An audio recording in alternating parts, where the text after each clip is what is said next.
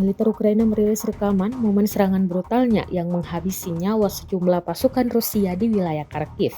Rekamannya beredar di Telegram pada Selasa 22 Oktober 2024. Dalam keterangan unggahan disebutkan ini adalah video pergerakan baru infanteri Rusia di posisi depan para prajurit serangan ketiga Ukraina. Pasukan Rusia diserang dengan amunisi tandan, artileri, ranjau hingga drone peledak. Dan jika pasukan Rusia berlari ke segala arah untuk menyelamatkan diri, tembakan kendali dari artileri dan drone mulai menghabisi mereka, jelas militer Ukraina dalam narasi unggahannya. Rekamannya pun menuai berbagai komentar dari warganet.